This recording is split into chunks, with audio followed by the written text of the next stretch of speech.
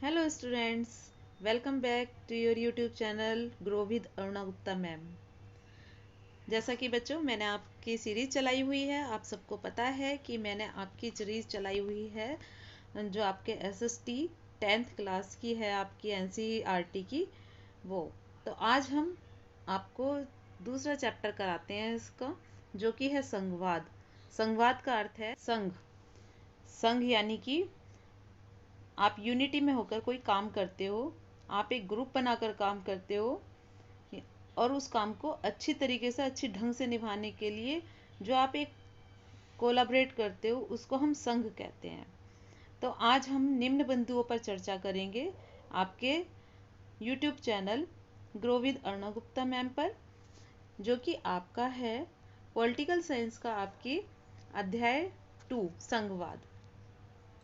कौन कौन से टॉपिक आज हम इसमें देखेंगे? हम देखेंगे संघवाद क्या है, संघीय शासन की विशेषताएं क्या क्या होती हैं, भारत में संघीय व्यवस्था किस तरीके से है, संघीय व्यवस्था कैसे चलती है, कौन कौन इसमें पार्टिसिपेट करता है, इसके बारे में जानेंगे। भाषाई राज्य यानी जो हमारे राज्य हैं भारत के, वो किस तरीके से भाषाई राज्य हमने उनको नाम दिया है कि हमने जो भाषा रखी हुई है राज्य के आधार पर रखी हुई है। फिर हम भाषा की नीति देखेंगे, भाषा की नीति किस तरीके से हमारे देश में काम करती है। केंद्र राज्यों का संबंध देखेंगे, केंद्र सरकार और राज्य सरकार किस तरीके से कार्य करती है और किस तरीके से उसमें संबंध होते हैं। फिर हम इसी सीरीज में देखेंगे भारत में विकेंद्रीकरण। तो विकेंद्रीकरण से क्या होता है? विकेंद्रीकरण, ये जो वर्ड आया है आपका विकेंद्रीकरण, ये विकेंद्रीकरण क्या है? तो देखो, विकेंद्रीकरण का मतलब होता है वी। जैसे विनिर्माण में मैंने आपको बताया था, तो ऐसे ही वी का मतलब होता है अगेन, यानी दोबारा। और केंद्रीकरण, केंद्रीकरण का मतलब क्या होता है? केंद्रीकरण का अर्थ होता है सेंटर में लाना, तो दोबारा से सेंटर में लाना। तो भारत में किस प्रकार से सरकार को सेंटर में लाने की बात की गई है, इसको हम अपने इसी टॉपिक में देखेंगे। तो स्टार्ट करते हैं। और हाँ, ये आपके पूरे चैप्टर के जो अच्छे से अच्छे मैं पॉइंट्स निकाल सकती थी, मैंने सभी इसमें जोड़ दिए हैं। पूरे पाठ का ये निचोड़ है। तो उम्मीद करती हूँ कि आप बहुत अच्छी तरीके से बहुत समझ के अपने नोट्स को कंप्लीट करेंगे, साथ में इसको लर्न भी करेंगे, रिवाइज भी करते रहेंगे समय समय पर। वीडियो को लाइक शेयर सब्सक्राइब जरूर कीजिएगा, ताकि मैं और वीडियोस आपके लिए बहुत अच्छी तरीके से और बहुत जल्दी जल्दी बना पाऊँ। तो शुरू करते हैं। संघवाद से अभिप्राय, संघवाद क्या चीज है, संघवाद का मीनिंग क्या है? एक ऐसी शासन व्यवस्था है जिसमें देश की सर्वोच्च सत्ता, यानी पूरी जो देश की जो सरकार है, केंद्र सरकार और उसके विभिन्न आनुषांगिक इकाइयों राज्य सरकारों के बीच में बटी होती हैं। यानी जितनी भी उसकी इकाइयां हैं, यूनिट्स हैं सरकार की, वो सब केंद्र सरकार और राज्य सरकार में बटी हुई होती हैं। इसी को हम कहते हैं संघवाद।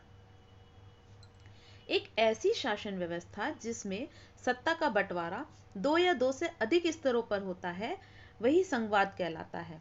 अब दो या दो से अधिक स्तर कौन कौन से हैं, वो आप यहाँ पर देखेंगे। सर्वोच्च सत्ता केंद्र सरकार के हाथ में होती है, वह विभिन्न छोटी छोटी इकाइयों के बीच में वो बटी होती है। जैसे कि ये देखो, केंद्र सरकार, राज्य सरकार और स्थानीय सरकार, इसको हम ऊर्ध्वाधर वितरण भी कहते हैं। वर्टिकल जो हमारा डिस्ट्रीब्यूशन है गवर्नमेंट का, उसको हम इसके रूप में जानते हैं केंद्र सरकार, राज्य सरकार और स्थानीय सरकार।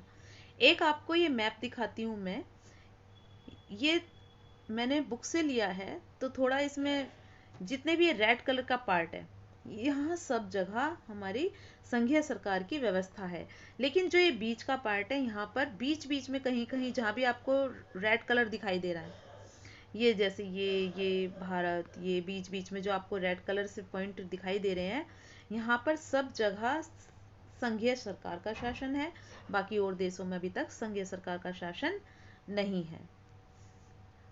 अब आगे देखिए, आगे हम सरकार के स्वरूप, सरकार के स्वरूप, सरकार कितने प्रकार की होती है, कैसी होती है और कौन सी ज़्यादा अच्छी होती है, वो आप निर्णय कीजिएगा, साथ में मैं तो आपको फैक्ट्स दे ही रही हूँ। देखिए, संघात्मक सरकार और एकात्मक सरकार। संघात्मक सरकार जैसे कि हम जानते हैं संघ की सरकार, यानी दो या दो से अधिक स्तरों की सरकार का होना हमारी संघ सरकार होती है। और एकात्मक सरकार होती है जहां एक ही प्रकार का मतलब एक ही स्तर का शासन चलता है। इसमें और जो इकाइयां होती हैं वो सब एक ही सरकार के अधीन कार्य करती हैं। लेकिन संघात्मक सरकार में ऐसा नहीं है। संघात्मक सरकार पार्ट्स में बटी हुई होती है। जैसे केंद्र सरकार राज्य सरकार को कुछ विशेष प्रकार के आदेश नहीं दे सकती है। कुछ जो कानून है वो ऐसे हैं जो राज्य सरकार अपने बिहाफ पर ही वो अपने राज्य में अप्लाई करती है, उसमें केंद्र सरकार कोई हस्तक्षेप नहीं कर सकती। जबकि एकात्मक सरकार में केंद्रीय सरकार राज्य सरकारों को विशेष आदेश दे सकती है, यानी कि सारा होल्ड किसके हाथ में होता है, वहां पर केंद्र के हाथ में होता है। राज्य सरकार राज्य को संभालती है, बट केंद्र सरकार पूरा होल्ड रखती है राज्य पर। लेकिन संघ सरकार में ऐसा नहीं है। संघ सरकार में केंद्र सरकार के भी अपने अधिकार होते हैं और राज्य सरकार के भी अपने अधिकार होते हैं। लेकिन कुछ पार्ट्स ऐसे होते हैं जिसमें केंद्र सरकार राज्य सरकार के बीच में मतलब कुछ भी वो आदेश नहीं दे सकती। और कुछ इस तरीके के अधिकार होते हैं जहां पर केंद्र सरकार राज्य सरकार को जो है वो हस्तक्षेप कर सकती है उनके कार्यों में। फिर आगे देखो, हम पढ़ेंगे इसमें ही एक पॉइंट और है कि कलर चेंज कर लेती हूँ जरा मैं। राज्य सरकारों के पास अपनी शक्तियां होती हैं और वह इसके लिए वह जनता के प्रति उत्तरदायी होती है। यानी जो राज्य सरकारों की अपनी शक्तियां होती हैं, अपने अधिकार होते हैं अपने राज्य में लागू करने के, वो अलग होते हैं। और जो भी अधिकार होते हैं वो सब जनता के प्रति उत्तरदायी होते हैं। यानी कि जो राज्य सरकार है कोई भी कार्य करती है तो जनता उनसे सवाल जवाब कर सकती है। इसका मतलब कि जनता को जवाब देना पड़ेगा। जो सरकार है वो अगर जनता कोई उससे कोई क्वेश्चन करती है तो उसको आंसर करना पड़ेगा। तो संघात्मक सरकार का उदाहरण कौन सा है? भारत, कनाडा, जर्मनी, ये सब संघात्मक सरकार के उदाहरण हैं। और इधर देखें, राज्य सरकारें केंद्र सरकार के प्रति जवाबदेह होती हैं। यानी कि यहाँ तो क्या है, आप ये देखेंगे संघ सरकार में जो राज्य सरकार है ये तो जनता को जवाब देगी, यानी जनता के प्रति जवाबदेही है। लेकिन यहाँ पर हम देखेंगे एकात्मक सरकार में, तो जो एकात्मक सरकार में राज्य सरकारें होती हैं वो केंद्र के प्रति जवाबदेही होती हैं। यानी अगर केंद्र सरकार कोई सवाल पूछती है तो राज्य सरकार को उसका आंसर करना ही पड़ेगा। जनता की यहाँ पर कोई नहीं, जनता तो एक तरफ हट गई, बल्कि कौन केंद्र में आ गई? केंद्र सरकार, सेंट्रल गवर्नमेंट। इसका उदाहरण है फ्रांस, चीन और जापान। ये इसके प्रमुख उदाहरण हैं जो कि आपको ध्यान से समझने हैं और देखने हैं और याद भी करने हैं। आप इन वीडियो को पॉज कर करके अच्छी तरीके से देखिएगा और लिख लीजिएगा ताकि आपके एग्जाम में बहुत हेल्पफुल हो। नहीं तो आप बार बार वीडियोस देख सकते हैं और वीडियो देख करके अपना इसको माइंड में सेटअप कर सकते हैं। फिर आगे देखिए, हम पढ़ेंगे संघीय शासन व्यवस्था की विशेषताएं कौन कौन सी होती हैं। जो संघीय शासन व्यवस्था होती है उसकी विशेषताएं कौन कौन सी हैं, क्यों संघीय शासन व्यवस्था अच्छी है, ये देखो। क्योंकि एक तो ये मेन पॉइंट है इसमें कि संघवाद में सरकार दो या दो से अधिक स्तरों वाली होती है। जो संघवाद है, इस संघवाद में जो सरकार है वो दो या फिर दो से ज्यादा स्तर की सरकार होती है। अलग अलग स्तर की सरकारें एक ही नागरिक समूह पर शासन करती हैं। मतलब देश का जो जनता है, जनता तो पूरी एक ही है, और ये जो जनता है इस जनता के ऊपर अलग अलग स्तर की सरकारें इस्तेमाल मतलब जो है अपना शासन करती हैं। उन जो जनता है, जनता के प्रति जो है वो अपना कार्य पूरा करती हैं, कर्तव्य निभाती हैं, कानून लागू कराती हैं, कानून बनाती हैं। पर कानून बनाने, कर वसूलने और प्रशासन का अपना अपना अधिकार क्षेत्र होता है। जैसे कि राज्य सरकार भी अपने लिए कुछ कानून बना सकती है और उनका अधिकार क्षेत्र भी होता है जिसमें केंद्र सरकार कोई हस्तक्षेप नहीं कर सकती है। संविधान के मौलिक प्रावधानों को किसी एक स्तर की सरकार अकेले नहीं बदल सकती है। संविधान, आप सबको पता है कि हमारा जो संविधान है विश्व का सबसे विस्तृत संविधान कहलाता है। लिखित, और ये लिखित संविधान है, साथ में ये कठोर भी है और लचीला भी है, इतना सब आपको पता है।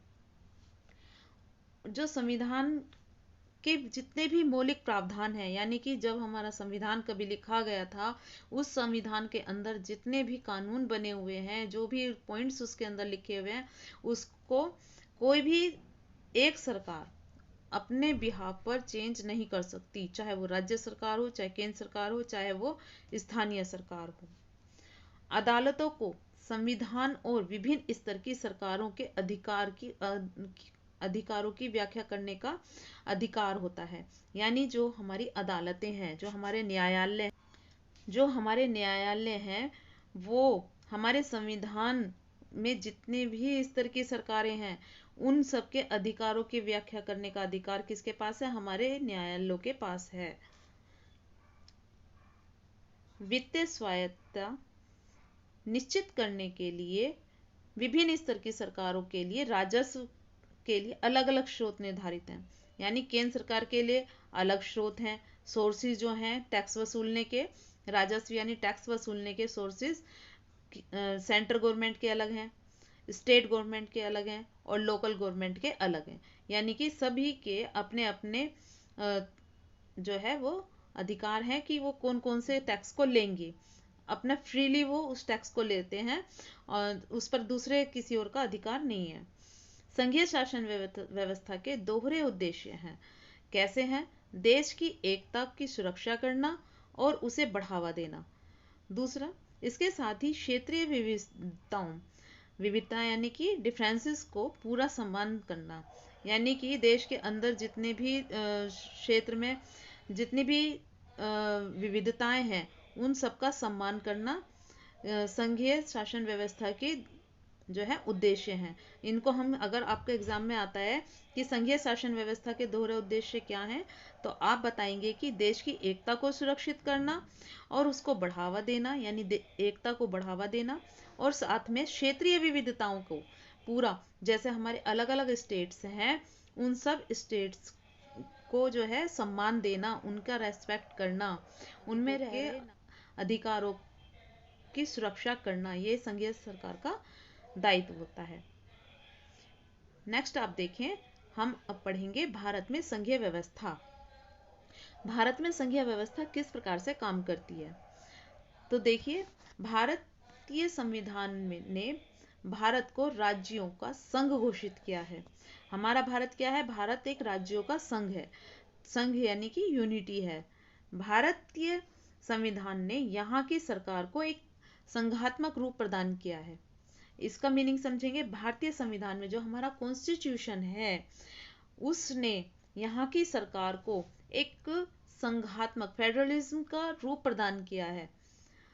यहाँ विकेंद्रीकरण के लिए अनेक कदम उठाए गए हैं। विकेंद्रीकरण के लिए क्या अर्थ है? ये कि केंद्र सरकार, राज्य सरकार और स्थानीय सरकार में हमारी सरकार को बांटा गया है। संविधान ने मौलिक रूप से 2 स्तरीय शासन व्यवस्था का प्रावधान किया था। जब हमारा संविधान बनकर तैयार हुआ था, तो यहाँ पर केवल 2 स्तर की सरकारें थी, जैसे कि हम जानते हैं केंद्र सरकार और राज्य सरकार। स्थानीय सरकार जब हमारा संविधान बना था तब तक अस्तित्व में नहीं आई थी। संघ सरकार और राज्य सरकारें, केंद्र को पूरे भारतीय संघ का प्रतिनिधित्व करना था। जो हमारी केंद्र है यानी सेंट्रल गवर्नमेंट है, उसको पूरी इंडिया के लिए रिप्रेजेंटेटिव बनना था।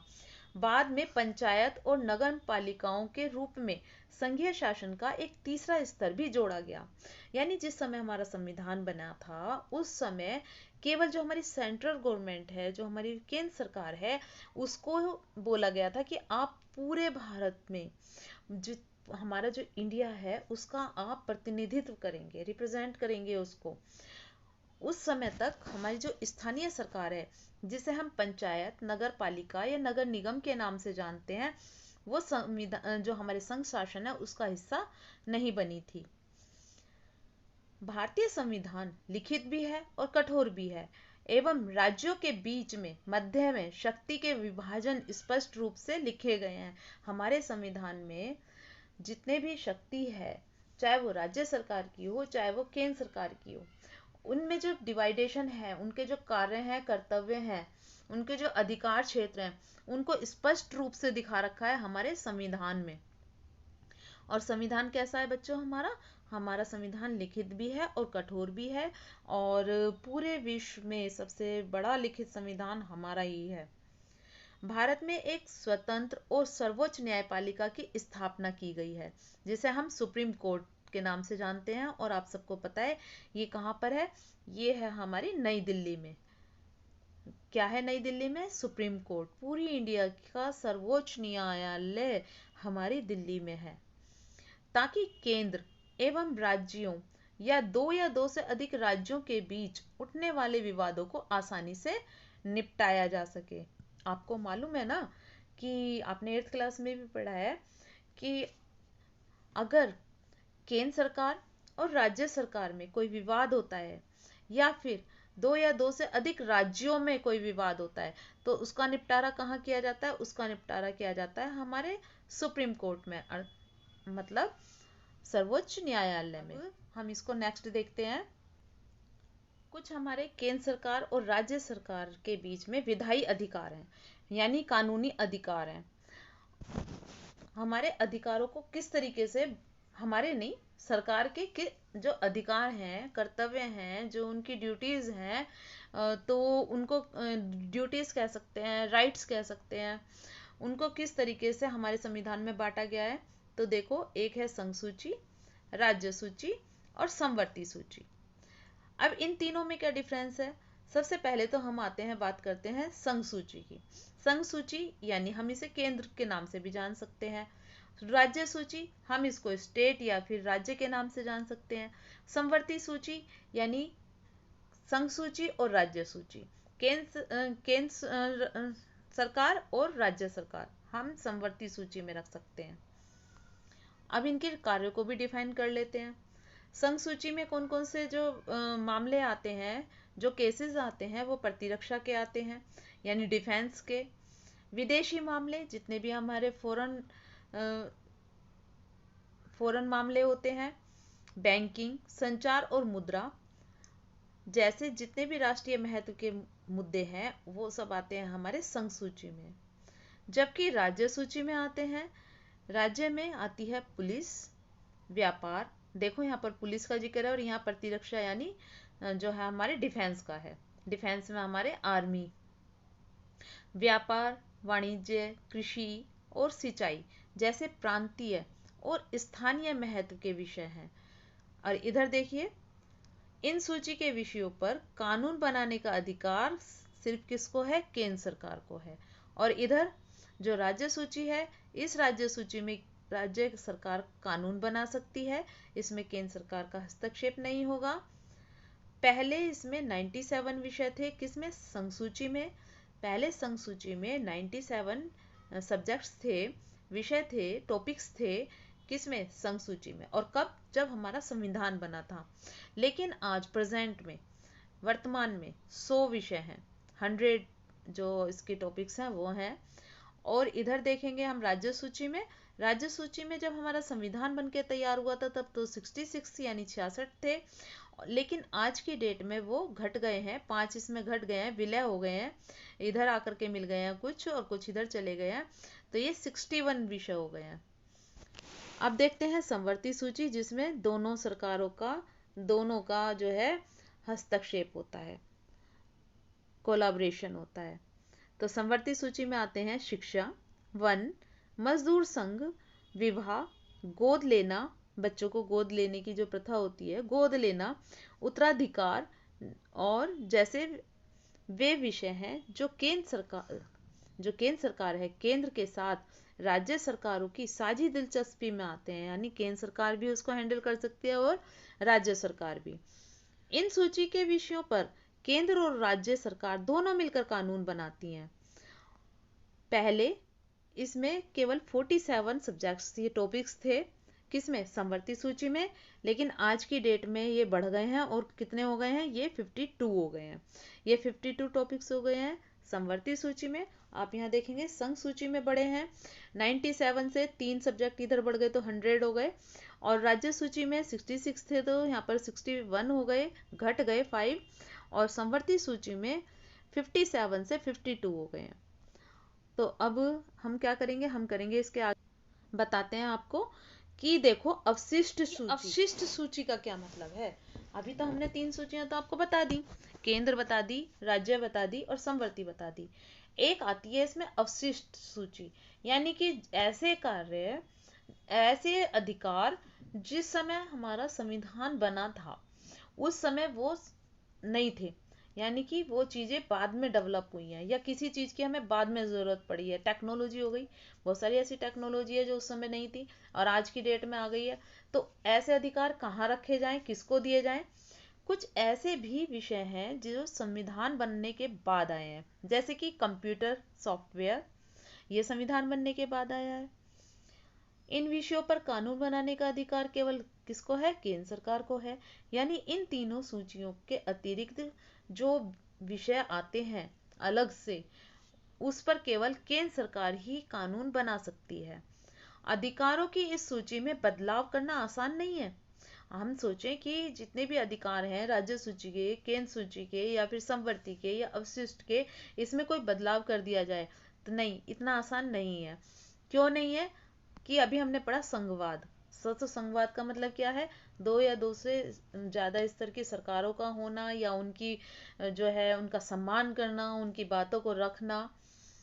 अकेले संसद इस व्यवस्था में बदलाव नहीं कर सकती है। और आप सब जानते हैं कि संसद के अंग कौन कौन से हैं, कार्यपालिका, विधायिका और न्यायपालिका। ऐसे किसी भी बदलाव को पहले संसद के दोनों सदनों में 2/3 बहुमत से मंजूर किया जाना होता है। यानी कि जो संसद है हमारी, वहां पर दोनों सदन कौन कौन से, लोकसभा और राज्यसभा, ये 2 सदन हैं, 1 एंड 2। इन दोनों सदनों में 2/3 बहुमत से पास होना, जो इसके मेंबर्स हैं वो 2/3 बहुमत से इसको पास कर दें। फिर कम से कम, एक तो पहली बात तो कहाँ हो गया, संसद में दोनों सदनों से पास हो गया 2/3 बहुमत से। फिर वही फाइल, उसी बात को, उसी कानून को जो आधे राज्यों की विधानसभाओं से मंजूर करवाना होता है। आधे राज्य का मतलब है कि जो भारत के 28 राज्य हैं, उन 28 राज्यों में से 14 जो राज्य हैं, कम से कम 14, उनसे मंजूर करवाना होता है। तब कोई कानून में छेड़खानी मतलब बदलाव किया जा सकता है या इनके अधिकारों को थोड़ा चेंज किया जा सकता है। हम देखेंगे कि अब संघ कैसे करती है, मतलब कि ये जो हमारी संघ की सरकार है ये कैसे, किस तरीके से काम करती है, इसके बारे में हम जानेंगे। संवैधानिक व्यवस्था के साथ साथ जो संवैधानिक व्यवस्था है, जैसे संविधान को साथ लेने की जो व्यवस्था है, इसके साथ साथ लोकतांत्रिक राजनीति और सरकार की नीतियों ने महत्वपूर्ण भूमिका निभाई है। जो राजनीति और सरकार की जो नीतियां हैं, जितनी भी उनके जो प्लानिंग्स हैं, वो बहुत महत्वपूर्ण भूमिका निभाते हैं। जैसे कि जिससे संघवाद की भावना, विविधता का आदर और संघ साथ रहने की इच्छा का होना सुनिश्चित होता है। जैसे आप इस बात है, संविधान के अकॉर्डिंग लोकतंत्र में जो सरकार की नीतियां हैं वो महत्वपूर्ण भूमिका को निभाती हैं, जिसमें हमारा संवाद आता है, संवाद की भावना आती है, विविधताओं का आदर आता है। जैसे कि आप जानते हो कि हमारे जो पूरे भारत में एक ही कम्युनिटी के लोग नहीं रहते, एक ही जैसे लोग नहीं रहते हैं, एक कास्ट के लोग नहीं रहते हैं, एक रिलीजन के लोग नहीं रहते हैं, अमीर भी हैं, गरीब भी हैं। तो विविधताओं का आदर किया जाता है और संग साथ रहने की इच्छा, सभी हमारे भारतीयों की साथ में रहने की जो इच्छा है उसको सुनिश्चित करता है। इसके लिए कुछ कदम उठाए गए हैं, जैसे भाषाई राज्य। जब हमारा संविधान बना था तब ये बात चल रही थी कि हम पूरे भारत में राष्ट्रभाषा घोषित कर देते हैं। लेकिन बहुत से जो हिंदी भाषी राज्य नहीं थे, जो हिंदी नहीं बोलते थे, उनको जो था ऑब्जेक्शन था, उन्होंने विरोध किया। तो कमेटी ने कुछ इस प्रकार से विचार किया कि क्यों ना हम लोग जिस राज्य में जिस लैंग्वेज को यूज किया जाता है, बोली जाती है, हम उस राज्य का गठन उसी भाषा के आधार पर कर दें। लेकिन ये इतना सरल काम नहीं था, बहुत कठिन काम था। भाषा के आधार पर राज्यों का गठन एक बहुत कठिन काम था। स्वतंत्रता के समय भारत में केवल 14 राज्य थे। इस मैप के अकॉर्डिंग मैं आपको अभी दिखाऊंगी। 14 राज्य थे। वर्तमान में कितने हैं आप सबको पता है, 28 राज्य हैं और 8 केंद्र शासित प्रदेश हैं। कुछ राज्यों का गठन भाषा के आधार पर न होकर बल्कि संस्कृति, भूगोल, जातीयता की विविधताओं के आधार पर हुआ। अब आप देखो हमारे इस भारत को इस चित्र से कंपेयर करिए। ये जिस समय हमारा भारत आजाद हुआ था उस समय का हमारा भारत आपको दिखाई दे रहा है। 1947 का भारत है। बल्कि ये हमारा भारत जो है, यहाँ से देखें आपकी इसकी अंतर्राष्ट्रीय सीमाएं, ये जितनी भी हैं ये सब अंतर्राष्ट्रीय सीमाएं हैं। आप सब ये देखिए, इधर से इसको मिस कर देते हैं, ठीक है। ये पूरा जो भारत आपको दिखाई दे रहा है, ये है हमारा भारत। और ये आज का भारत है जिसमें 28 राज्य हैं। इसमें 14 राज्य हैं हमारे भारत में। आप इसको ध्यान से देखिएगा ताकि आपको मैप देखना आए। राज्यों को भी आप ढंग से पढ़ते हैं। भाषा की नीति, भाषा की नीति कैसी है ये देखो। हमारे संविधान में किसी एक भाषा को राष्ट्रभाषा का दर्जा नहीं दिया गया है। क्यों नहीं दिया गया, इसका कारण मैंने आपको बता दिया कि अलग अलग राज्यों में अलग अलग भाषा बोली जाती थी। सभी राज्यों में हिंदी को नहीं पहचाना जाता था। तो यही हुआ कि अब एक काम करते हैं, अलग अलग जितने जैसे राज्य हैं उनकी भाषा को वहीं की स्टेट की जो है भाषा घोषित कर देते हैं।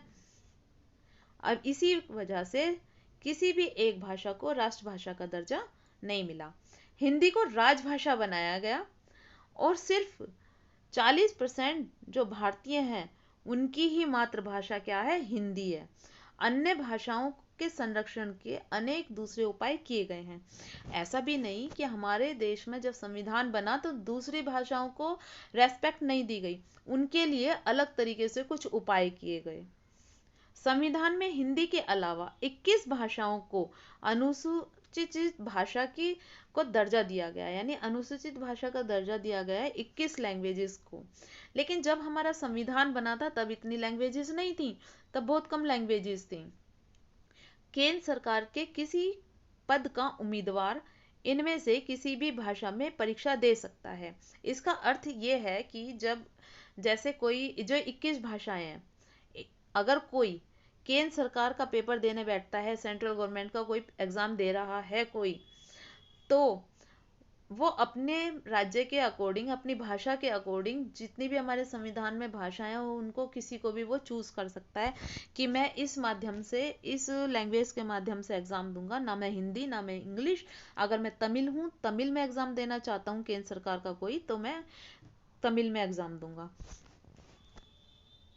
राज्यों की भी अपनी राजभाषाएं हैं। जैसे मैंने तमिलनाडु की तमिल बता दी है, बंगाली बांग्लादेश, इसकी हमारी पश्चिम बंगाल की लैंग्वेज है। राज्यों का अपना अधिकांश काम अपनी राजभाषा में ही होता है। जैसे जिस स्टेट में जाएंगे और उस स्टेट का काम उसी भाषा में देखने को आपको मिलेगा। केंद्र सरकार ने हिंदी के साथ साथ अंग्रेजी को भी राजकीय कामों में प्रयोग करने की अनुमति दे रखी है। हिंदी के साथ साथ यानी हिंदी भी कर सकते हैं, इंग्लिश को भी राजकीय यानी जितने भी गवर्नमेंट के काम हैं उसमें इंग्लिश को प्राथमिकता दे रखी है। क्यों दे रखी है, वो इसीलिए इंग्लिश को एक मीडिएटर बनाया हुआ है कि जो कोई दूसरे स्टेट की लैंग्वेज ना जाने और गवर्नमेंट का कोई काम हो रहा हो तो वो हिंदी या इंग्लिश दोनों में कर सकता है। लेकिन स्टेट गवर्नमेंट, कोई अगर गवर्नमेंट का काम है तो वो अपनी स्टेट की लैंग्वेज में नहीं करेगा तो वो या तो इंग्लिश में करेगा या फिर वो हिंदी में करेगा। ये एक बैनर के थ्रू आपको दिखा रखा है, हिंदी अपना है। अब इसमें आगे देखेंगे, आज हम पढ़ेंगे इसके आगे केंद्र सरकार और राज्य सरकार के हम संबंध देखेंगे कैसे हैं। केंद्र राज्य संबंधों में लगातार आए बदलाव का उदाहरण बताता है। केंद्र राज्य संबंधों में लगातार, केंद्र और राज्य के जो संबंध हैं उनमें लगातार जो बदलाव आते रहे हैं उनको बताता है। उनका एक उदाहरण है व्यवहार में संवाद किस तरह मजबूत हुआ है।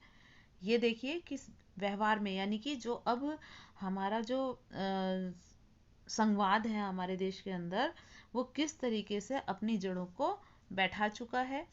काफी समय तक हमारे यहाँ एक ही पार्टी का केंद्र और अधिकांश राज्यों में शासन रहा है। आप समझ गए होंगे मैं किसकी बात कर रही हूँ कि जब से हमारा संविधान बना है और हम आजाद हुए हैं, तब से एक ही पार्टी केंद्र का केंद्र रहा है और अधिकांश राज्यों में उसका शासन भी रहा है।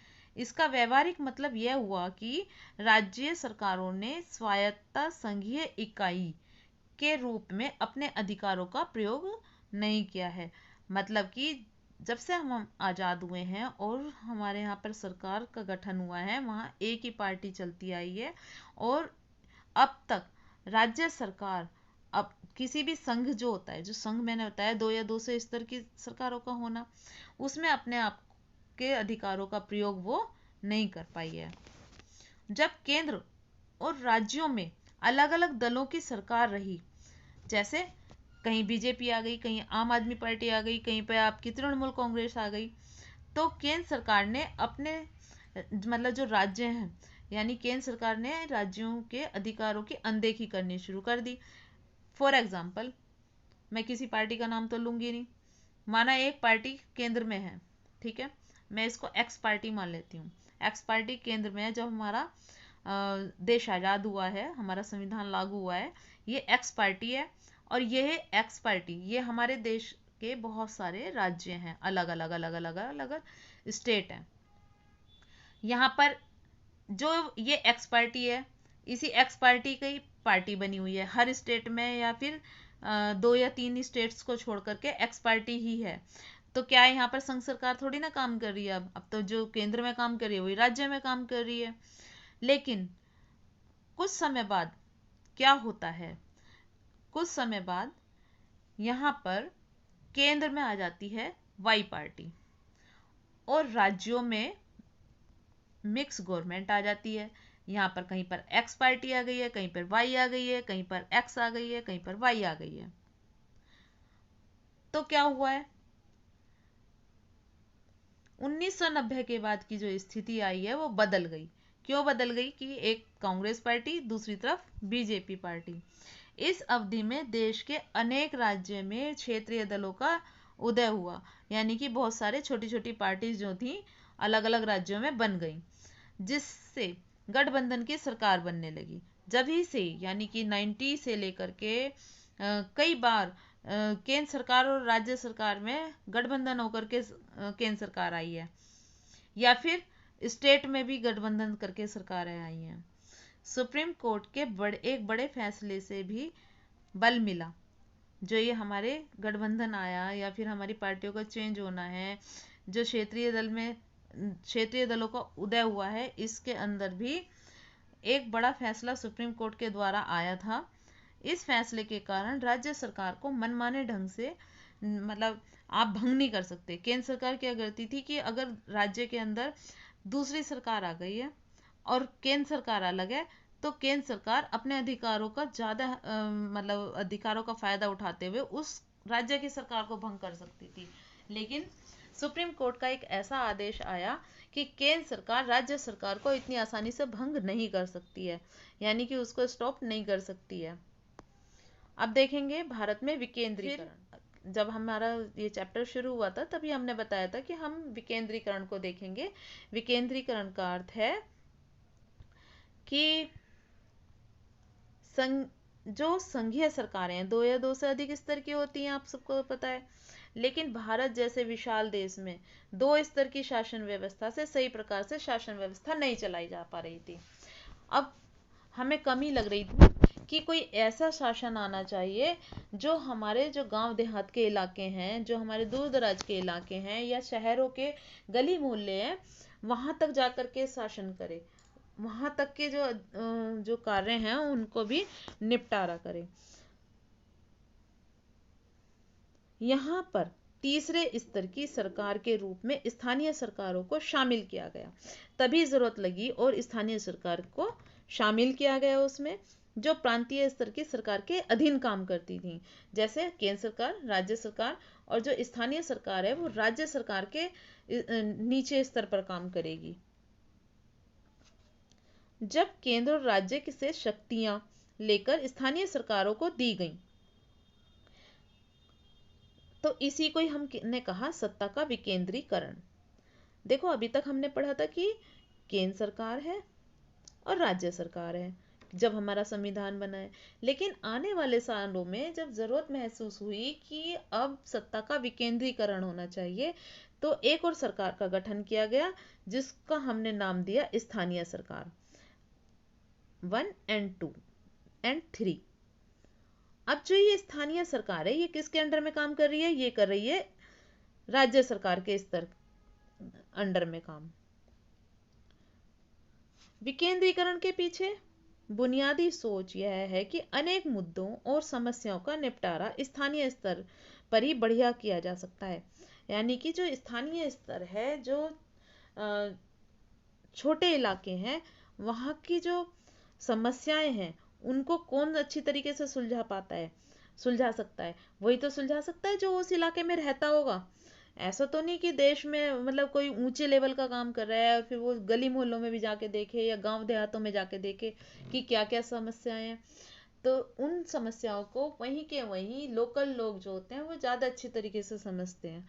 तो इसी को दूर करने के लिए सत्ता का विकेंद्रीकरण कराया गया और विकेंद्रीकरण में स्थानीय सरकार को मान्यता दी गई। अब इसमें देखो, लोगों को अपने इलाकों की समस्याओं का बेहतर समझ होती है। लोगों को इस बात की भी अच्छी जानकारी होती है कि पैसा कहाँ खर्च किया जाए, जबकि दूसरा व्यक्ति देखेगा तो उसको नहीं पता चलेगा। और चीजों का अधिक कुशलता से उपयोग किस तरीके से किया जा सकता है। आप इस बात को देखिए कि आपका घर है और पूरा मोहल्ला है, लेकिन आपके घर की जो प्रॉब्लम्स हैं, चाहे वो लाइट की प्रॉब्लम हो, चाहे पानी की प्रॉब्लम हो, चाहे किसी के साथ न्याय करने की प्रॉब्लम हो, तो आप ज़्यादा बेहतर जान सकते हैं। आप ही उसको ज़्यादा तरीके से, अच्छे तरीके से सही कर सकते हैं, ना कि कोई और मोहल्ले वाला। तो ऐसे ही केंद्र सरकार या राज्य सरकार इतनी अच्छी तरीके से वर्क नहीं कर पाएगी ऐसे प्लेसेस पर जहां पर केंद्र सरकार और राज्य सरकार की पहुंच बहुत कम पहुंचती हो, तो वहां पर स्थानीय सरकार को मान्यता दी गई। सभी राज्यों में गांव के स्तर पर ग्राम पंचायतों और शहरों में नगर पालिकाओं और नगर निगम की स्थापना की गई है। आपको पता है कि आप छोटे शहर में रहते हैं, बड़े शहर में रहते हैं। अगर शहर छोटा है तो वहां पर क्या पाई जाएगी? वहां पर पाई जाएगी छोटे शहर में नगर पालिका। और शहर बड़ा है तो वहां पर क्या मिलेगा? हमें नगर निगम मिलेगा। ये एक लोगो आपका दिखाया हुआ है, अपना गांव अपनी शान, ये स्थानीय सरकार को लेकर के दिखाया हुआ है। अब हम आपको बताएंगे 1992 में 1992 के पंचायती राज व्यवस्था की प्रमुख प्रावधान। वीडियो कुछ ज़्यादा लंबी हो रही है, लेकिन मेरे को आज ही आपको ये पूरा करना है, कंप्लीट करके आपको समझाना है। तो देखते हैं, एक ही टॉपिक बचा है, इसको ढंग से। 1992 के पंचायती राज व्यवस्था के प्रमुख प्रावधान कौन कौन से थे? अब स्थानीय स्वशासन निकायों के चुनाव नियमित रूप से कराना संवैधानिक बाध्यता है। संविधान के अकॉर्डिंग अमेंडमेंट करके जब जोड़ा गया पंचायती राज व्यवस्था 1992 में, तब ये डिसाइड किया गया कि जो स्थानीय स्वशासन है, स्थानीय प्रकार स्तर पर जो सरकार है उसके भी चुनाव कराए जाएंगे और ये संविधान के अकॉर्डिंग कराए जाएंगे। निर्वाचित स्वशासी निकायों के सदस्यों तथा पदाधिकारियों के पदों में अनुसूचित जातियों, अनुसूचित जनजातियों और पिछड़ी जातियों के लिए सीटें आरक्षित होंगी। यानी कि जो निर्वाचित स्वशासी निकाय हैं, जैसे चुनाव आयोग होता है, चुनाव आयोग या फिर निर्वाचित जो हमारे रिप्रेजेंटेटिव बनने के लिए, नेता बनने के लिए जो चुनावों में खड़े हुए हैं, और पदाधिकारियों के पदों में क्या होगा, आरक्षण की व्यवस्था की जाएगी। आरक्षण दिया जाएगा अनुसूचित जाति यानी एससी, अनुसूचित जनजाति यानी एसटी, पिछड़ी जाति यानी ओबीसी, इनके लिए सीटें निर्धारित की गई। और महिलाओं के लिए भी इसमें जो है सुरक्षित की गई जो सीटें हैं, आरक्षित की गई हैं कि कम से कम 1/3 पद पर महिलाएं आरक्षित होंगी। हर राज्य में पंचायत और नगर पालिका का चुनाव कराने के लिए राज्य चुनाव का जो है वो राज्य चुनाव को नियुक्त किया जाएगा। राज्य चुनाव जो आयोग है वही चुनाव कराएगा, और ये एक स्वतंत्र संस्था होती है। जो चुनाव आयोग होता है, एक तो केंद्र का है, वो पूरे देश को देखता है, बट राज्यों के लिए भी राज्य चुनाव आयोग की व्यवस्था कराई हुई है। ये एक संस्था है और स्वतंत्र संस्था है। राज्य में जितने भी चुनाव होते हैं वो किसका काम होता है कराना, वो राज्य चुनाव आयोग का काम होता है। राज्य सरकारों को अपने राजस्व और अधिकारों का कुछ हिस्सा स्थानीय स्वशासन की इकाइयों को देना पड़ता है, ताकि स्थानीय सरकार जो है, जो स्थानीय स्वशासन है, वो अपने कार्य को अच्छे भले प्रकार से कर पाए। इसीलिए राज्य सरकारों को जो अपना राजस्व इकट्ठा करता है, जो अपने टैक्स इकट्ठा करता है, उसको उसकी जो कुछ इकाई है, कुछ यूनिट, कुछ पैसा स्थानीय सरकार को भी खर्चा करने के लिए देना पड़ता है। अपने पुस्तक की अब आप इस पिक्चर को देखेंगे, ये आपकी पुस्तक की पिक्चर है, जिसमें आप देख रहे हैं कि राज्यों की शक्ति, ये केंद्र सरकार है। कलर चेंज करती हूँ एक बार, ये केंद्र सरकार, ये राज्य सरकार है, मतलब भारत की राज्य सरकार है। और आप इसमें देख भी रहे होंगे छोटा छोटा लिखा हुआ है केरला, मद्रास, बंगाल, बिहार, और ये मुझे पढ़ने में नहीं आ रहा है, तो ये यूपी और अदर स्टेट्स हैं सारे के सारे। अब इन अदर स्टेट्स में आप क्या देख रहे हो कि ये सारे क्या है, कटोरा लेके खड़े हुए हैं। ये रे, दिख गया है कटोरा, ये कटोरा लेके खड़े हैं। और राज्य जो है, इनसे जो ये हमारी केंद्र सरकार है, इससे अपनी शक्ति की भीख मांग रहे हैं कि हमारी शक्ति को हमारे मतलब अधिकार जो है दे दीजिए, हमको हमारी शक्तियाँ दीजिए ताकि हम अपना काम पूरा ढंग से कर पाएँ। ये केंद्र सरकार के आगे भीख मांग रहे हैं कटोरा लेके।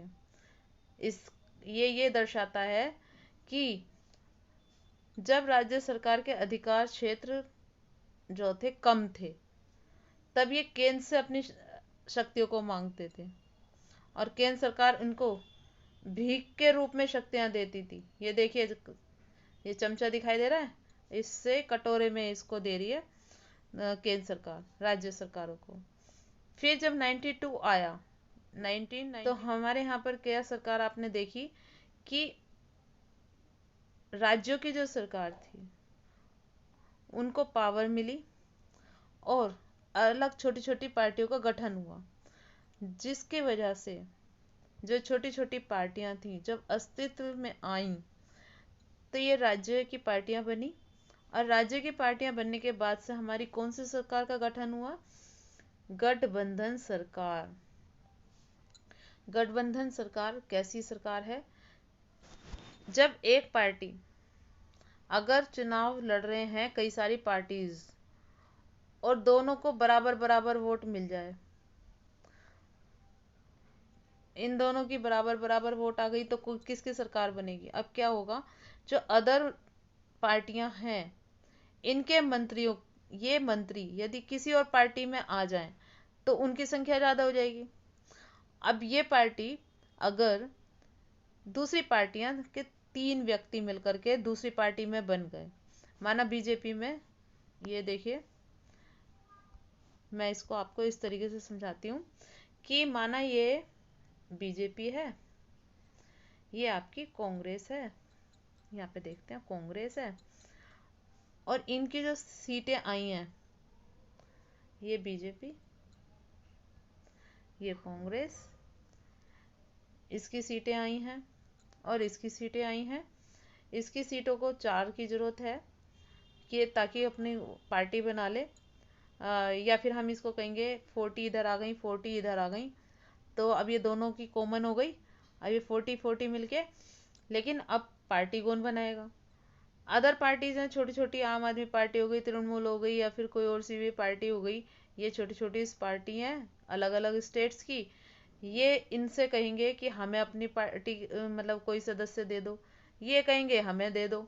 अब जितनी पार्टियां इसको अगर दे देती हैं, तो यानी कि ये तीन तीन पार्टी या एक ही पार्टी ने अपने 3 सदस्य किसको दे दिए?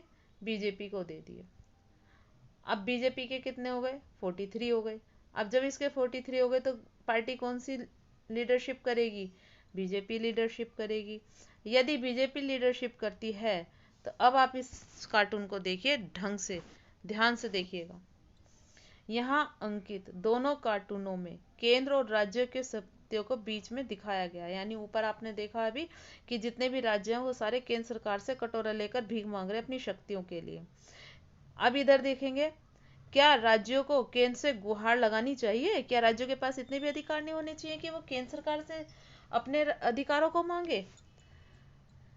और दूसरा ये देखो कि या फिर हमें कुछ और शक्तियां दे दो। किसी गठबंधन सरकार का नेता सरकार में शामिल बाकी दलों को कैसे संतुष्ट कर सकता है? कैसे अपने जो दूसरे शामिल हैं लोग उन्हें कैसे संतुष्ट करेगा? अब बीजेपी की पार्टी बन गई, ये देखिए बीजेपी का लीडर बैठा हुआ है, और बीजेपी का लीडर होने की वजह से, लेकिन ये गठबंधन की सरकार है, ये जो है ये बन तो गए हैं लीडर, लेकिन सरकार काहे की बनी है? गठबंधन की बनी है। अब गठबंधन की सरकार बन गई तो आप ये देखो, ये जो नीचे ये लग रहे हैं ये अलग अलग स्टेट है, और ये जो चेहरे आपको फेस दिखाई दे रहे हैं ये इस स्टेट के जो हैं लीडर हैं। अब ये इस स्टेट के लीडर तो हो गए। अब आप ये भी देखो कि एक आपको एक सुतली दिखाई दे रही है, यानी ये बम दिखाई दे रहा है। ये जितने भी राज्य हैं ये बम के रूप में इसके साथ तो मिल गए हैं। अब ये राजा जो बन गए हैं, ये जो लीडरशिप निभा रहे हैं, हमारे जो चीफ बन गए हैं, अब ये इनको पसीना आ रहा है। ये भी देखो इनको पसीना आ रहा है, ये रहा पसीना आ रहा है। क्यों आ रहा है पसीना? पसीना इसलिए आ रहा है कि अगर एक भी बम फट गया, यानी एक भी राज्य ने अगर कुछ बोल दिया, यानी अपना साथ निकाल लिया, तो इनकी सत्ता गिर जाएगी। यानी ये जो सरकार है गठबंधन की, ये सरकार जो है अब गद्दी पे नहीं बैठेगी अगर एक भी जना चला गया, एक भी पटाखा बोल गया तो ऐसे समझे गठबंधन की सरकार का अर्थ क्या है? आपने गठबंधन तो कर लिया है, लेकिन अब आप जो है हमेशा डरे रहोगे कि कहीं कोई हमसे ज़्यादा अधिकार ना मांग ले, या हमसे हमसे कोई लीगल वर्क ना करा ले, या फिर हमारी साथ ना छोड़ दे। यह आपको डर हमेशा बना रहेगा। इन पसीनों की वजह से आप देख सकते हो कि इनको किस तरीके से ये डर रहे हैं कि कोई बम फूट ना जाए। बम फूट ना जाए यानी कोई राज्य अपना साथ वापस ना ले ले। तो आप उम्मीद करती हूँ कि आपको बहुत अच्छी तरीके से ये चैप्टर समझ में आ गया होगा। इसके नोट्स आपने तैयार कर लिए होंगे, और वीडियो को पॉज करके ज़रूर देखिएगा। साथ में लाइक शेयर सब्सक्राइब जरूर कीजिए, ताकि मैं आपके लिए और भी इंटरेस्टिंग वीडियोस बना सकूं। वीडियो काफ़ी लंबी हो गई है। अब हम मिलते हैं नेक्स्ट वीडियो में। तब तक आप बने रहिए आपके अपने YouTube channel grow with Aruna Gupta ma'am पर।